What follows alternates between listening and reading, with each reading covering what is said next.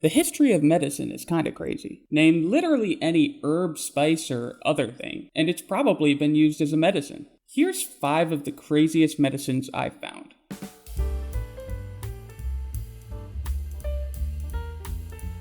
The Mandrake Root. You might have heard of this herb from Harry Potter. And guess what? It's a real thing. Now in real life, these herbs don't actually come out of the ground screeching. But back in medieval Europe, they actually believed they did.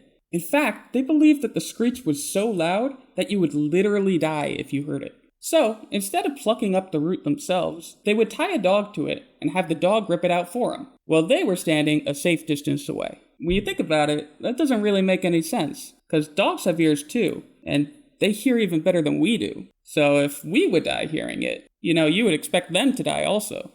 But I guess if you already believe a plant can scream, logic really isn't your forte. Speaking of which, why did they believe mandrakes could scream? Well, mandrake roots are called mandrakes for a reason. If you look closely, they kinda look like a little dude. In fact, when depicting mandrake roots in drawings, they were often drawn as literal plant people. So you might be wondering now, why go through the risk of dying just to kill a little plant person? Well, that's because they believed mandrake roots could cure literally everything. So it seemed worth the risk at the time.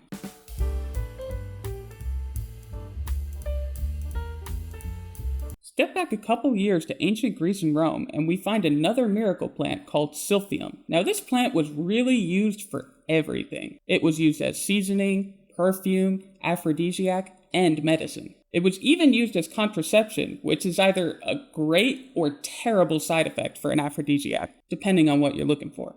This plant was super important throughout the Mediterranean, but nowhere was it more important than in the North African city of Cyrene. Silphium was a cornerstone of Cyrene's economy, so much so that they even printed it on their coins. The ancient Mediterranean could not get enough of this herb, and they used so much of it that it went extinct. So extinct that we're not even sure what species of plant Silphium was, which leads me to believe that the effects of this herb were probably more than just placebo. But I don't know. What do you think?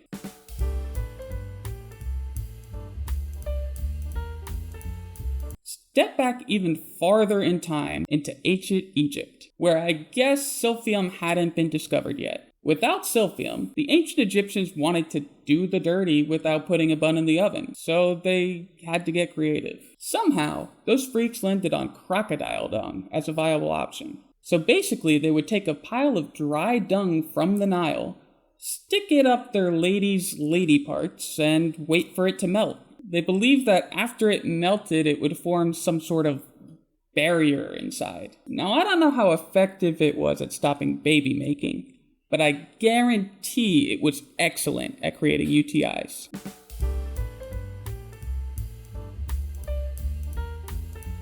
Next up, we have arsenic. Traditional Chinese medicine has its hits, but this isn't one of them. Known as Pai Shuang, arsenic was purported as a cure for a litany of ailments, including malaria, syphilis, arthritis, and diabetes, despite being literal poison. Though it's easy to scoff at this, let's not forget that many people today are also injecting literal poison into their face, and simply for cosmetic reasons. So maybe using arsenic for actual ailments isn't that crazy. Okay, it's definitely a little crazy.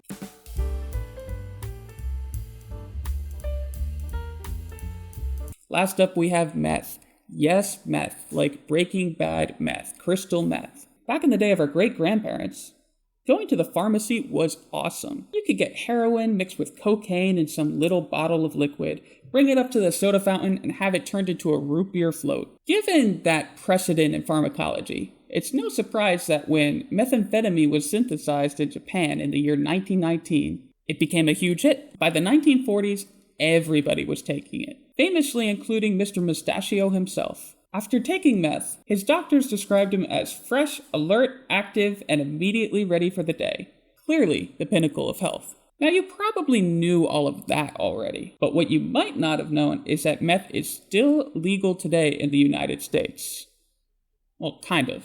Meth is a Schedule II substance and can be legally prescribed to treat obesity, narcolepsy, and ADHD, although doctors rarely do, instead opting for more tame stimulants.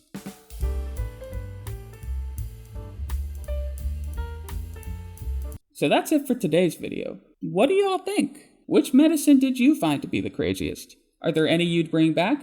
Let me know in the comments below. Until next time, have a good one.